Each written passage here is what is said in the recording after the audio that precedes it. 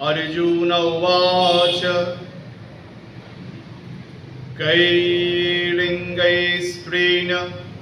गुणनेतानतीत भवति प्रभ किमाचारः कथं चैतांस्त्वेन गुणनेतानतिवर्तते। श्रीभगवानुवाच प्रकाशं च प्रवृत्तिं च मोहमेव च पाण्डव नादिष्टे सम्प्रवृत्तानि न निवृत्तानि काङ्क्षति।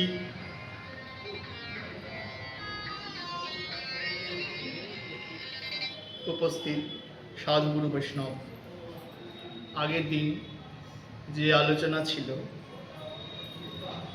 ভগবান শ্রীকৃষ্ণ অর্জুনকে বলছেন এই প্রকৃতি থেকেই তিন গুণ জাত, সত্ত্বগুণ, রজগুণ এবং তমগুণ। প্রকৃতির সন্তান জীব, জীবাত্মা। জীবাত্মা মায়ের কাছ থেকে, প্রকৃতিরূপা মায়ের কাছ থেকে এই তিন গুণ প্রাপ্ত হয়েছেন।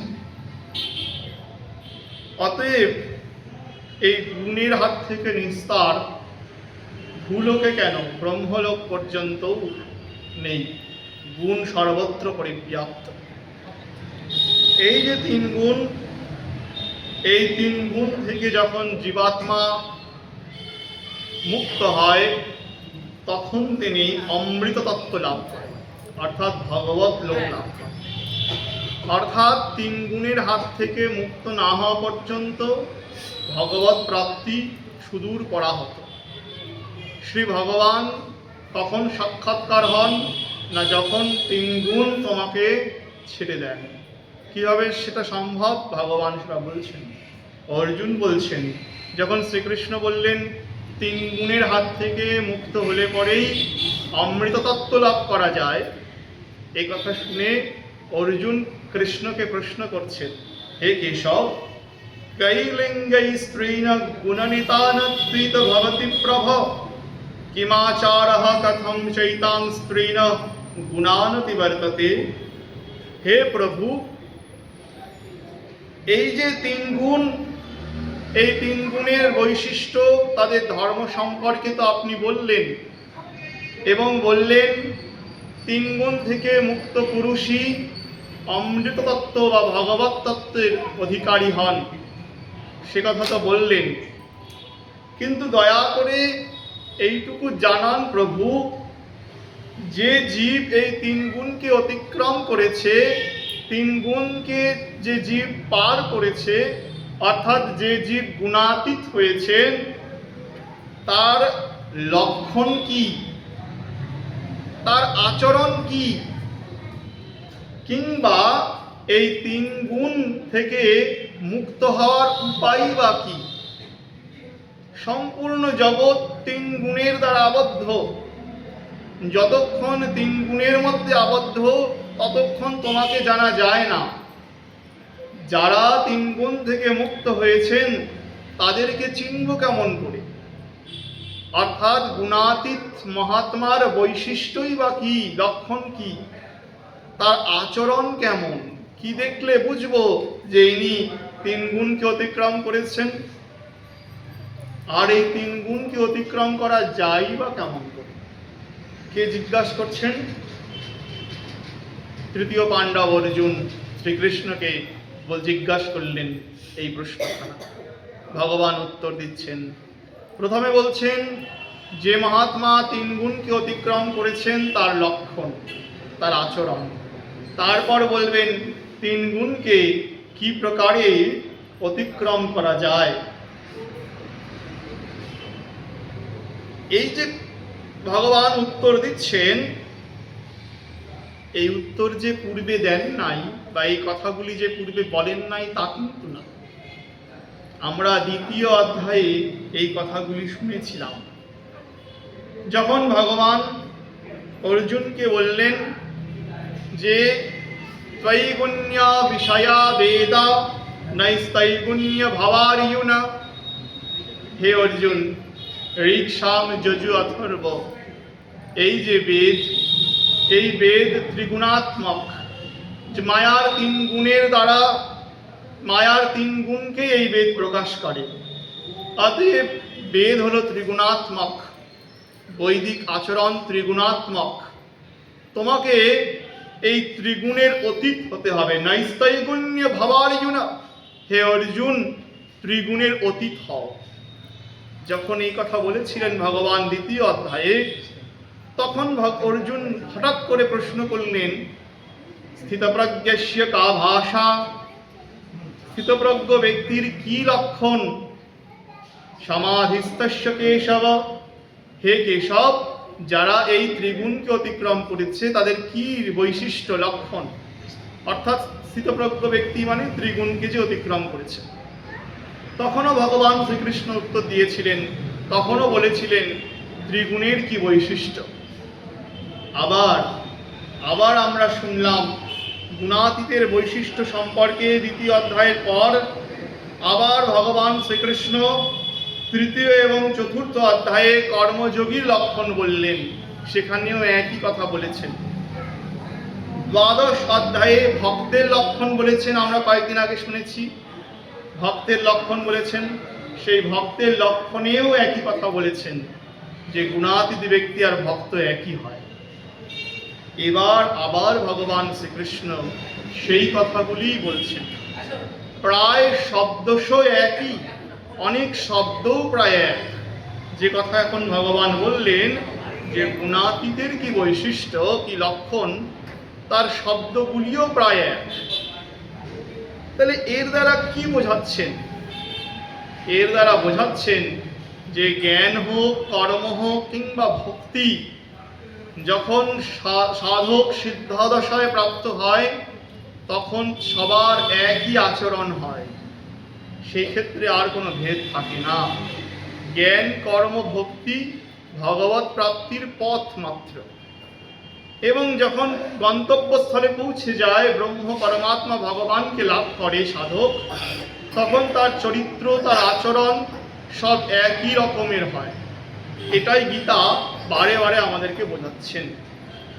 এবারও তাই বলবেন অর্জুন, যারা ত্রিগুণকে অতিক্রম করেছে, অর্থাৎ মায়ার বন্ধনে আর আবদ্ধ নেই, মায়ার সত্যগুণ রজগুণ তমগুণ তাকে আর বাঁধতে পারে না, যারা গুণাতীত হয়েছে অর্থাৎ যারা শুদ্ধ সত্যগুণে অবস্থান করে, তাদের কি বৈশিষ্ট্য শোনো।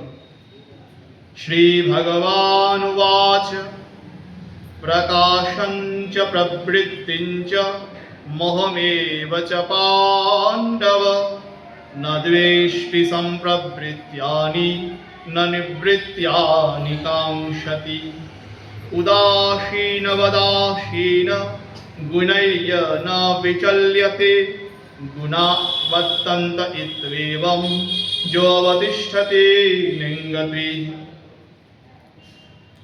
হে পাণ্ডব, সত্যগুণের ধর্ম হলো প্রকাশ, প্রকাশঞ্চ, প্রকাশ মানে কি? জ্ঞান। আর রজগুণের ধর্ম কি? প্রবৃত্তি, প্রবৃত্তি মানে কি? কর্ম। তমগুণের ধর্ম কি? মোহ, বিপরীত বুদ্ধি, অজ্ঞান। তো সত্যগুণ রজগুণ তমগুণের যা যা ধর্ম, সেই ধর্ম যখন গুণাতীত ব্যক্তির প্রতি প্রযুক্ত হয়, গুণাতীত ব্যক্তি কিন্তু তাতে কোনোদিনই মোহগ্রস্ত হন না। তিনি কেমন করে অবস্থান করেন? তিনি উদাসীনের মতো অবস্থান করেন। উদাসীন মানে কি? তিনি সত্যগুণের পক্ষ অবলম্বন করেন না, কিংবা রজগুণ তমগুণের পক্ষ অবলম্বন করেন না, তিনি দ্রষ্টার মতো অবস্থান করেন। গুণা বরতন্ত ইত্যেবং, গুণসমূহ নিজের নিজের কাজ করছে, তাতে আমার কিচ্ছু যায় আসে না। এই যে কথাগুলি বলছেন, এই কথাগুলি কিন্তু সাধারণ কোনো সাধকের কথা না। যার চরিত্র নিয়ে কথা হচ্ছে, যার বৈশিষ্ট্য নিয়ে আলোচনা হচ্ছে, তিনি কিন্তু গুণাতীত ব্যক্তি, অর্থাৎ এই ত্রিগুণের মধ্যে আমাদের মধ্যে কিন্তু পড়েন না। তো ভাষাটাও তাই অন্যরকম। গুণা বর্তন্ত ইত্যেবং, কি অদ্ভুত! গুণাতীত ব্যক্তি চিন্তা করছেন আমার মধ্যে যে গুণরাশি আছে, সত্ত্বগুণ, রজগুণ, তমগুণ, তিনি তো প্রকৃতির লোক, প্রকৃতিতেই জন্ম, তাই প্রকৃতির সমস্ত গুণই তার মধ্যে থাকবে। গুণা বর্তন্তে ইত্যেবং, আরে গুণসমূহ নিজের নিজের কাজ করছে, আমার তাতে কিচ্ছু যায় আসে না। অর্থাৎ ত্রিগুণাতীত ব্যক্তি সত্ত্বগুণ, রজগুণ, তমগুণের কার্যে হস্তক্ষেপ করেন না। তারা করুক তাদের মতো কাজ, আমি তাদের নির্লিপ্ত, আমি তাদের মধ্যে পড়ি না। কেন? কারণ তিনি আত্মস্বরূপে স্থিত। আত্মার তো কোনো সত্য রজতম গুণ নাই। পরমাত্মার সঙ্গে যুক্ত হওয়ার কারণে নিজেকে একাকার করে নিয়েছেন পরমাত্মার সঙ্গে, শুধু দ্রষ্টার মতো দেখে যাচ্ছেন। শাস্ত্র বলছেন কেমন তারা? বললেন বালকবৎ, বালকের মতো। বালকের মতো সিদ্ধ মহাত্মা বালকের মতো হয়ে যায়। বালকের মতো মানে তাদের কাছে কিছু আসলেও কিছু আসে না, চলে গেলেও কিছু হয় না, এমন অবস্থা। বালককে কেউ কিছু দিল, সে আনন্দে গ্রহণ করল, আবার সেটাকে ছুঁড়ে ফেলে দিয়ে আরেকটা বস্তু সে গ্রহণ করল। সে দামি কিংবা কম দামি সেই বস্তুর দিকে তার ধ্যান নেই, সে বালকের মতো খেলা করে যাচ্ছে। তো বললেন সত্ত্বগুণ, রজগুণ, তমগুণ নিজের নিজের কাজ করছে, করুক, আমি তাতে একদম নির্লিপ্ত। ভগবান তাই বললেন উদাসীন বা আসীন।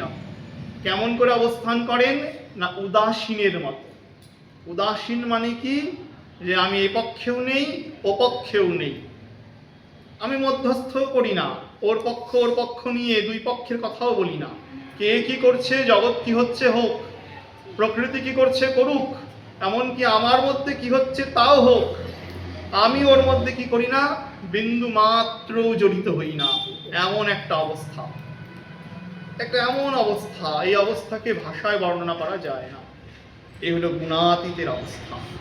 ভগবান বললেন না নিঙ্গতে, অর্থাৎ গুণাতীত পুরুষ কিন্তু সেগুলির মধ্যে জড়িত হন না কিংবা বিচলিতও হন না কোনো অবস্থাতে।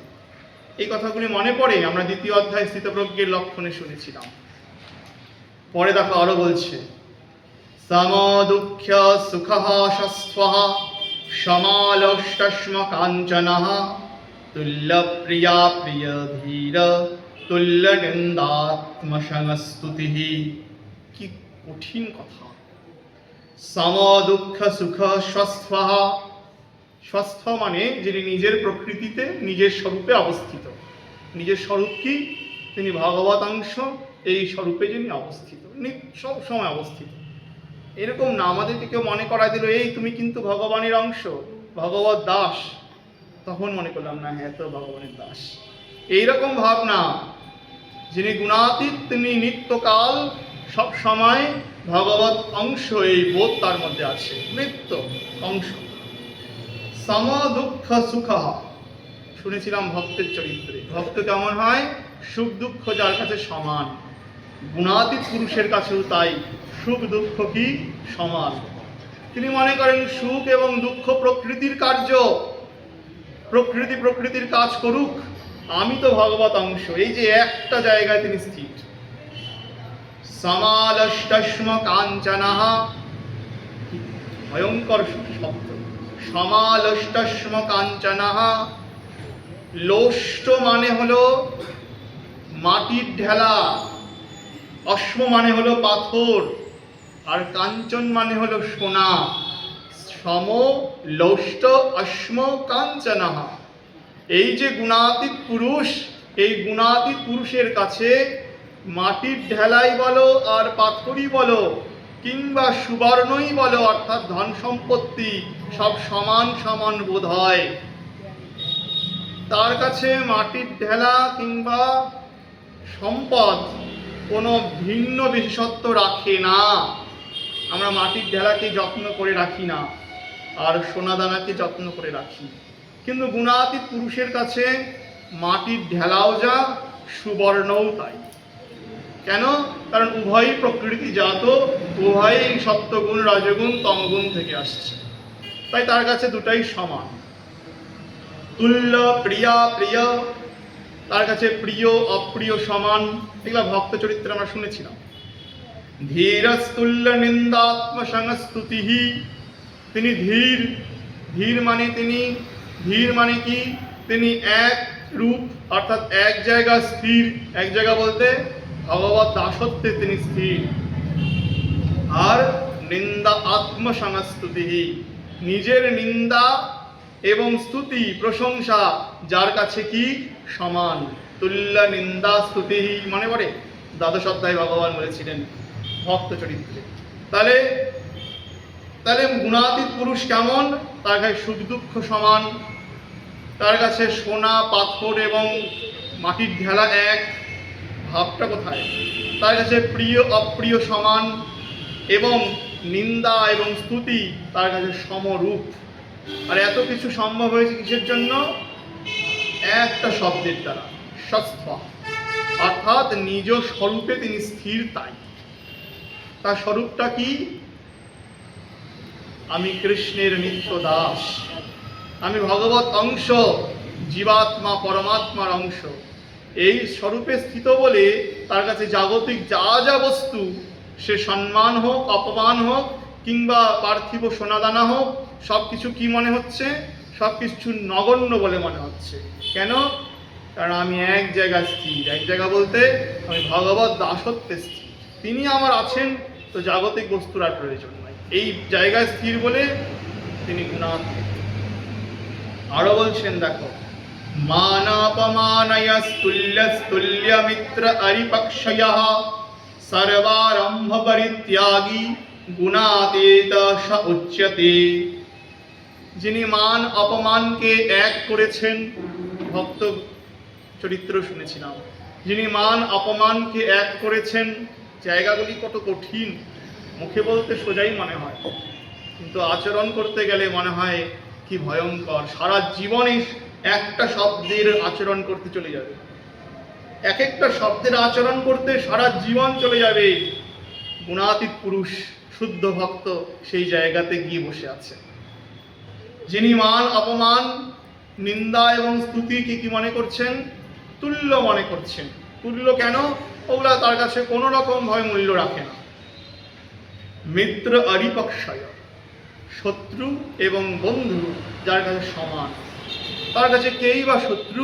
কারণ সবাই তো পরমাত্মার অংশ। প্রহ্লাদকে জিজ্ঞাসা করেছিল হিরণ্যকশিপু, তুমি তো রাজপুত্র, রাজার ছেলের কি কর্তব্য শত্রুর সঙ্গে? তোমার তো অনেক শত্রু হবে, অনেক শত্রু রাজা হবে। যখন তুমি রাজা হবে সেই সময় রাজপুত্র হয়ে কি আচরণ করবে অন্য শত্রু রাজাদের সঙ্গে? তখন ভক্তরাজ প্রহ্লাদ পিতাকে উত্তর দিয়েছিলেন, পিতা, আমার কাছে তো কোনো শত্রু আর মিত্র নেই। কেন নেই? আমি তো সর্বত্র বিষ্ণুকেই দেখি, ভগবানকেই দেখি। তাহলে ভগবানকেই যদি সর্বত্র দেখি, কেই বা শত্রু হয়, কেই বা মিত্র হয়? তাই বললেন, তা যার কাছে মিত্র এবং শত্রু কেমন? সমান। সর্বারম্ভ পরিত্যাগী, যিনি কোনো শুভ অশুভ কর্ম কোনো কামনা করে করেন না, যেমন কর্তব্য তেমন পালন করে যান। গুণাতীতঃ স উচ্যতে, এইরকম পুরুষকে গুণাতীত বলা হয়। এইরকম ব্যক্তিকে, এইরকম মহাত্মাকে গুণাতীত বলা হয়।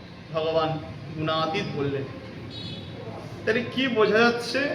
যে ভক্তের যা বৈশিষ্ট্য, গুণাতীতেরও সেই বৈশিষ্ট্য।